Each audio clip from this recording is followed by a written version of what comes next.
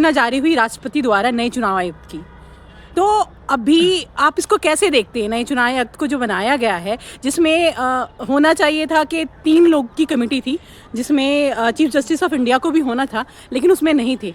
राहुल गांधी पहले खारिज कर चुके थे, अब आप इसको कैसे देखते हैं? देखिए, पुराना एक शायर है कि नए नए किरदार तो हमेशा आते ही हैं, लेकिन ड्रामा, तमाशा और जो है धांधलेबाजी, घोटालेबाजी वही पुराना ही रहता है और वही देखने को मिलेगा ही। राजीव महोदय से भी हम सब ने देखने को मिला कि 2014 के बाद से लोगों की उम्मीदों पर पानी फेरने का काम किया।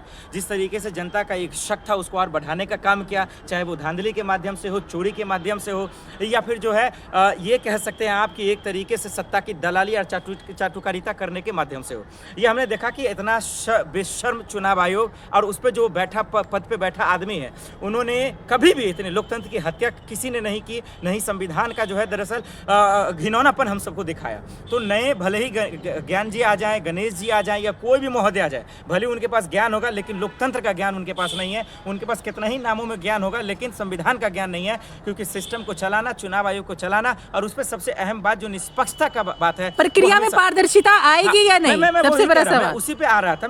मैंने कहा कि कहीं से नहीं आने वाला है, चाहे आप किसी को भी बैठा दें। उसके पीछे की वजह यह है कि जो उनके पीछे का जो खिलाड़ी है, जो उनके पीछे का जो मेन मास्टरमाइंड है, वो चलाने वाला, वो चुनने वाला ही जब देश को बेच रहा हो, देश को दरअसल जो है गड्ढे में डाल रहा हो, तो फिर इनसे क्या उम्मीद कर रहा है? ईमानदार था राजीव कुमार, ईमानदार बने हैं ज्ञानेश कुमार। 2014 में तेरा आका भी ईमानदार था, देखो बेरोजगारी कहाँ ले गया। तेरा आका भी ईमानदार था, हरियाणा के चुनाव में क्या कर दिया। तेरा आका भी ईमानदार था, महाराष्ट्र चुनाव में धांधली करवा दिया, वोट में फर्जी करवा दिया, ईवीएम की बैटरी खराब करवा दिया, फर्जी वोटिंग डलवा दिया। तो तेरा आका तो पहले भी ईमानदार था। अरे जनता बोले ना, जनता आपके साथ नहीं है, जनता मोदी जी के साथ है, जीत रही है वो। नहीं, जनता दरअसल मोदी जी के साथ आप लोग ढिंढोरा पीट देते चुनाव आयोग पर, मशीन पर। सुन लो बेवकूफ पत्रकारों, जरा सुन भी लो।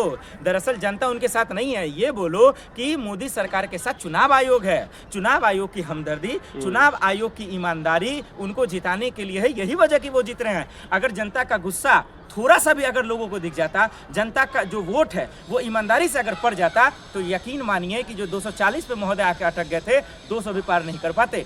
लेकिन यही वजह क्या सवाल उठ रहा है भाई, क्यों आपने नियम को बदला, क्यों कानून को बदला, क्यों सिस्टम को बदला? गुर्दे में दम था, अगर आप ईमानदार थे तो फिर ले आते सीजीआई को, ले जाते सुप्रीम कोर्ट के अध्यक्ष को, क्यों नहीं ले गए? उसमें शामिल पहले नए कानून के बारे में पढ़कर आइए। सारे नियम पुराने हैं, ये नया भारत है, नए नियम चलेंगे। ये सारे नियम पुराने हैं, सारे सिस्टम प्रणाली अगर पुराने हैं, तो फिर महोदय आप बताइए सीजीआई की चर्चा क्यों हो रही है? आप तो पढ़े लिखे पत्रकार हैं और आप अकलमंद पत्रकार हैं, तो आप ये बता दीजिए कि क्यों चर्चा हो रही है? राहुल गांधी की असहमति की बात क्यों हो रही है? आप बता दीजिए राहुल गांधी क्यों फिर कॉपी दे रहे हैं, क्यों सौंप रहे हैं, और कल सुनवाई क्यों है? यार कैसे बेवकूफ। 2-1 से फैसला, मुहूर्त लगा दिए, 2-1 से मोहर लगा दी, 2 सहमत है, 1 नहीं है। उसकी है, पीएमओ में जाके बैठक कर लिए, ड्रामाबाजी कर लिए, तो राहुल गांधी वहां पे क्या करेंगे? जब जहां पर 2 बदमाश खुद हो, जब 2 ये चुनने के लिए पहले से कर दिया। आप देश के सर्वोच्च पद पे बैठे व्यक्तियों के लिए ऐसी भाषा का प्रयोग करें। भाषा की क्या बात है भाई? आज आप भाषा बोले ना बोले, एक बात बताइए, भाषा की मर्यादा तो रखिए, प्रधानमंत्री हमारे। आप तो पढ़े लिखे हैं, चलिए मान लेते हैं कि मैंने उनके लिए आप शब्द कहा, मोदी जी बोल देते हैं, आप गूगल जाके सर्च कर लीजिए, गूगल तो झूठ नहीं बोलता। चलिए मान लीजिए मैं हो सकता है कि उनका विरोध कर रहा हूँ, आलोचना कर रहा हूँ, उन पे देश का सबसे झूठा प्रधानमंत्री आ रहा था, क्या गूगल पे भी कार्रवाई करेंगे? खैर, फेसबुक, यूट्यूब सबको तो आपने खरीद ही लिया, गोदी मीडिया को खरीद ही लिया, खरीद लीजिए, लेकिन सच्चाई को कैसे खरीदेंगे?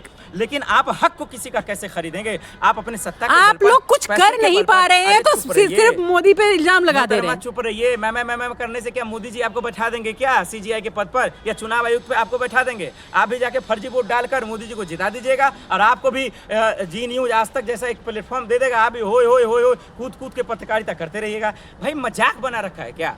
बताइए ना, उनका क्या गुना था जो रेलवे में भगदड़ में मरकर मर गया? क्या उनका गुना था? क्या उन्होंने मोदी को वोट नहीं दिया था? क्या जो महाकुंभ में मारे गए, क्या उन्होंने मोदी जी, योगी जी को वोट नहीं दिया था क्या?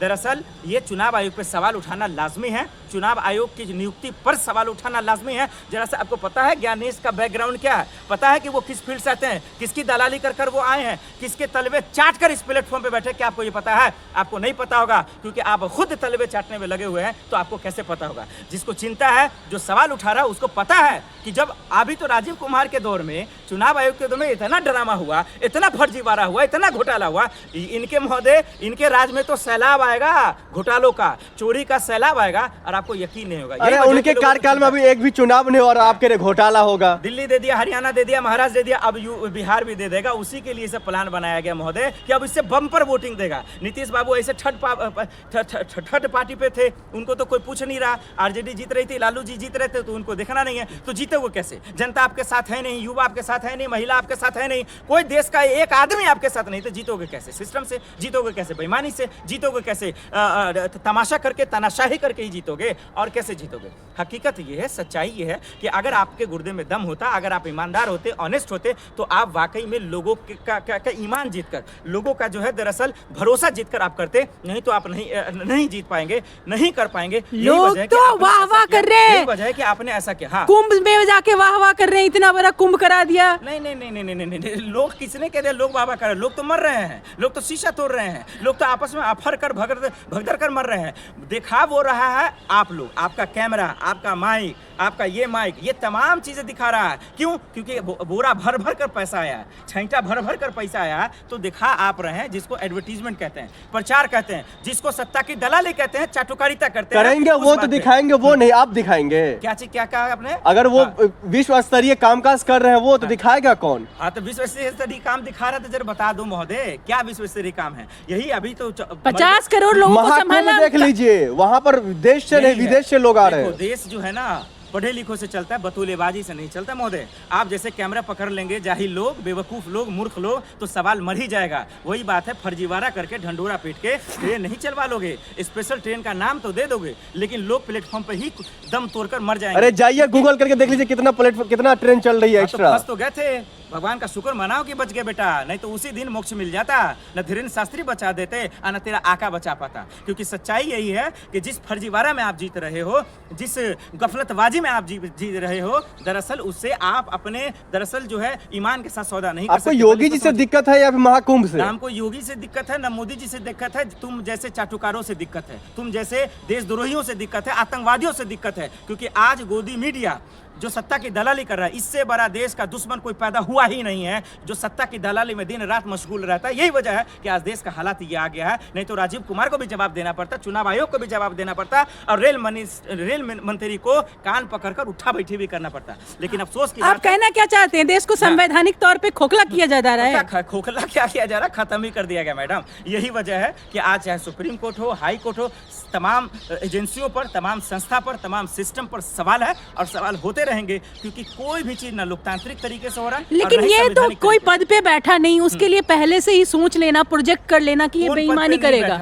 ज्ञानेश कुमार तो अभी आए हैं। नहीं है, क्या खबर देख के आई आप? तो नहीं जाती महोदय रिटायर हो गया, नहीं, उनकी इस नियुक्ति पद हो पे, गई। हाँ। अब सब सिर्फ शपथ लेना बाकी है। दिल्ली चुनाव आयुक्त के रूप में तो अभी नहीं बैठे ना, जीत गई ना। हाँ। सिर्फ शपथ लेने में वक्त तो लगता है ना, तो वो उस बीच में मैनेज भी तो करना है ना। कहाँ कहाँ काम करना है, कहाँ कहाँ जिताना है, कहाँ कहाँ ईवीएम चोरी करवाना है, कहाँ कहाँ फर्जी वोट डलवाना है, कहाँ नकाब पहना कर जो दरअसल धांधलेबाजी कराना है, कहाँ गुंडागर्दी करना है, बेईमानी करनी है। तो ये हकीकत है, सच्चाई को कबूलिए। थोड़ा सा शर्म है बच गया है तो राजीव बाबू, मोदी जी, अमित शाह जी से ये सवाल पूछ लीजिए